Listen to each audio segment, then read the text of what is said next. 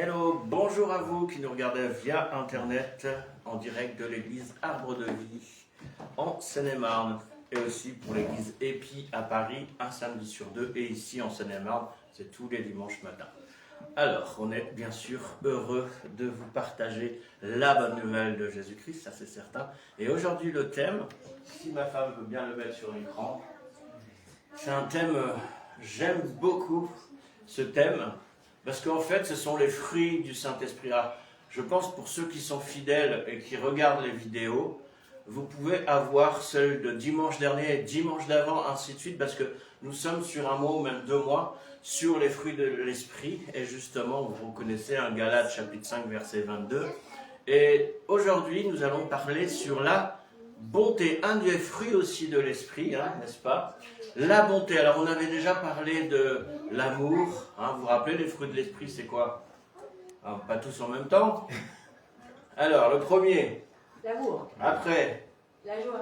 Après. La paix. La paix. La patience. La patience. La bonté. La bonté. Et aujourd'hui, justement, on est sur la bonté. Alors, soyons bons tous les jours, pas juste aujourd'hui.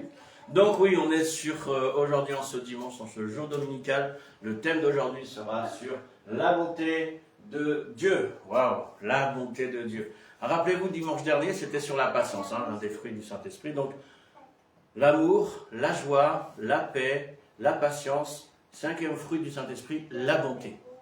Donc, la Bible, c'est même pas la Bible, c'est Dieu, oui, donc la Bible, quelque part, nous invite justement à cultiver ces fruits-là, Parce que comment peut-on se dire chrétien quand nous manquons d'amour?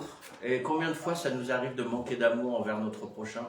Parce qu'on n'est pas d'accord avec eux, parce que ceci, parce que cela. Après la joie, vous savez que quand on n'est pas dans la joie, on attriste le cœur de Dieu. Alors je sais qu'il y a des fois il y a des choses tristes, difficiles dans la vie, mais ce sont aussi les fruits du Saint-Esprit, il ne faut pas l'oublier. Donc ils sont importants, l'amour, la joie, la paix, la patience, la bonté. On va rester sur la bonté aujourd'hui, puisqu'on a déjà partagé sur les autres fruits. Donc, la bonté de Dieu, sans plus tarder. Alors, que signifie pour vous la bonté de Dieu? Sentez-vous libre? C'est une question. Donc, je vais répondre. Selon le dictionnaire biblique, qu'est-ce que la bonté? Bien sûr, la bonté de Dieu.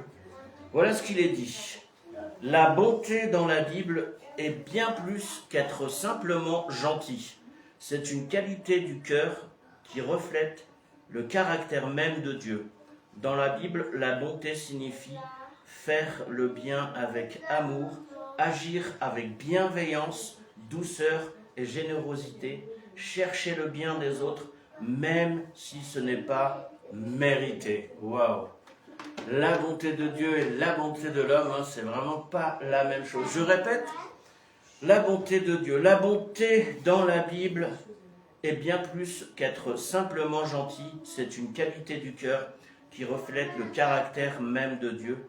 Dans la Bible, la bonté signifie faire le bien avec amour, agir avec bienveillance, douceur et générosité, chercher le bien des autres, même si ce n'est pas mérité. Waouh, qu'est-ce qu'on est loin.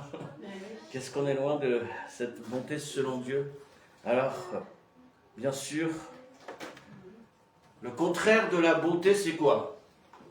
La méchanceté. Oui, la méchanceté. Donc, quand on y réfléchit bien, moi j'ai réfléchi un peu cette fin de semaine, sur la bonté, et moi j'aime bien voir aussi le contraire de la bonté pour comparer. Et voici ce que j'ai eu à cœur d'écrire, que le Saint-Esprit m'a mis à cœur d'écrire sur la bonté justement et la méchanceté, et je vais poser aussi cette question.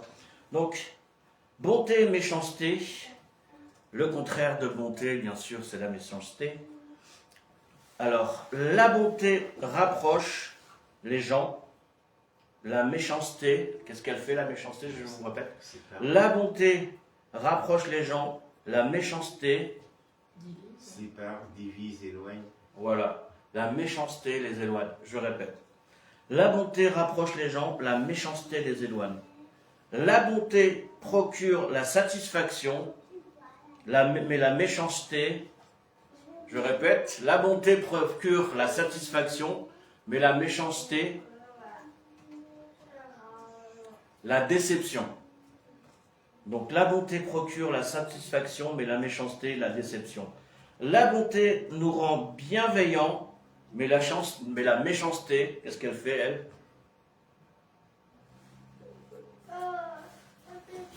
Bah, Elle détruit, elle malgré. détruit, elle fait du mal. Oui, elle détruit. Donc, c'est malsain. Hmm. Donc la méchanceté, je répète, la bonté nous rend bienveillants, mais la méchanceté nous rend malsains, toxiques. La méchanceté procure la médisance, mais la bonté, la bienséance, la bienveillance, je répète. La méchanceté procure la médisance, mais la bonté, la bienséance, la bienveillance. Waouh! Alors quand on compare, pourquoi j'ai fait cette comparaison? C'est pour justement qu'on voit à quel point il y a un écart entre la bonté et la méchanceté, son contraire. Alors je répète ce que j'ai dit, donc la bonté rapproche les gens, la méchanceté les éloigne. Donc, qu'est-ce que je veux dire par là? La méchanceté les éloigne. Est-ce que toi tu as envie d'être avec quelqu'un de méchant? Moi quand je vois quelqu'un de méchant dans la rue, j'ai pas envie de m'approcher de lui. Hein. Bah, c'est sûr. Vous voyez ce que je veux dire? Je pense que c'est pareil pour tout le monde. Donc, quand je dis la bonté rapproche les gens, la méchanceté les éloigne, c'est une évidence. Mais quand on y réfléchit bien, c'est une vérité. Et que vous sachiez parler ou pas, quand vous voyez quelqu'un de méchant, vous n'avez pas envie de vous approcher. C'est le malheur. C'est le malheur.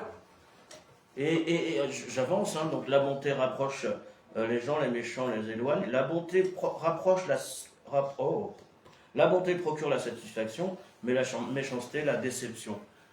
Ainsi de suite, ainsi de suite. Donc, à chaque fois, il y a une séparation avec vraiment le mal.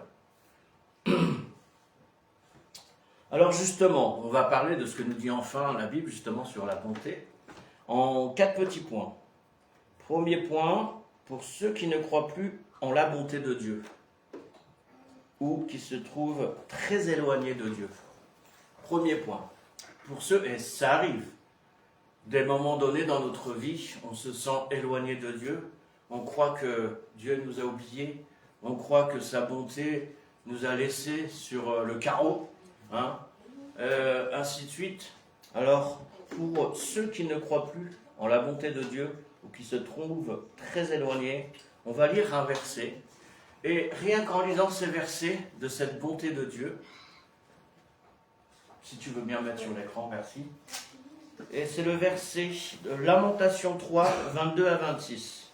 Lamentation chapitre 3, versets 22 à 26. Pour ceux qui ne croient plus en la bonté de Dieu ou qui se trouvent très éloignés.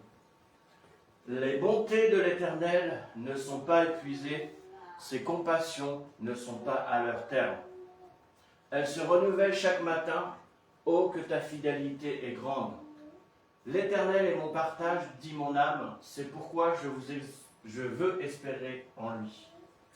L'Éternel a de la bonté pour qui espère en lui, pour l'âme qui le cherche. L'Éternel a de la bonté pour ceux qui espèrent en lui, pour l'âme qui le recherche, qui le cherche. Il est bon d'attendre en silence le secours de l'Éternel. Il est bon d'attendre en silence le secours de l'Éternel. Rappelez-vous, j'avais dit, pour ceux qui ne croient plus en la bonté de Dieu ou qui se trouvent très éloignés,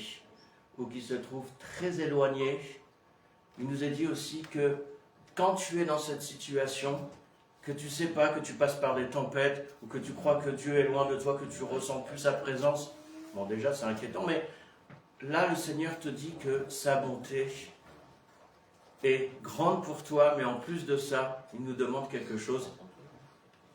Il est bon d'attendre en silence le secours de l'Éternel. Reste non pas dans le silence de la prière, mais reste en paix, reste bon, j'aimerais dire, reste toi-même avec Dieu, ne t'éloigne pas de lui, mais surtout, j'aimerais te dire, tout simplement comme il est dit là, il est bon d'attendre en silence le secours de l'Éternel. Donc oui, pour ceux qui ne croient plus en la bonté de Dieu, ou qui se trouvent très éloignés, le Seigneur nous dit la bonté de Dieu ne périt pas. On peut relire, s'il te plaît, depuis le début. L'Éternel, on va recommencer. Un peu trop vite. Rappelez-vous ce que Dieu veut vous dire. Les bontés de l'Éternel ne sont pas épuisées, ses compassions ne sont pas à leur terme. Elles se renouvellent chaque matin, oh que ta fidélité est grande. L'Éternel est mon partage, dit mon âme, c'est pourquoi je veux espérer en lui. L'Éternel a de la bonté pour qui espère en lui, pour l'âme qui le cherche. Il est bon d'attendre en silence le secours de l'Éternel. Amen.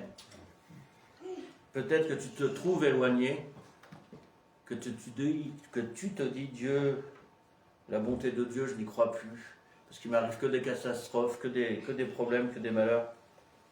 Alors, encore une fois, rappelle-toi toujours qu'un jour est comme 1000 ans pour Dieu et 1000 ans comme un jour.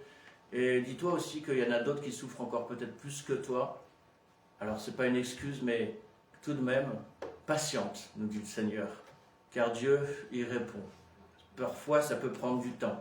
Parfois, on passe par des déserts. Mais justement, c'est dans les déserts où on apprend le plus.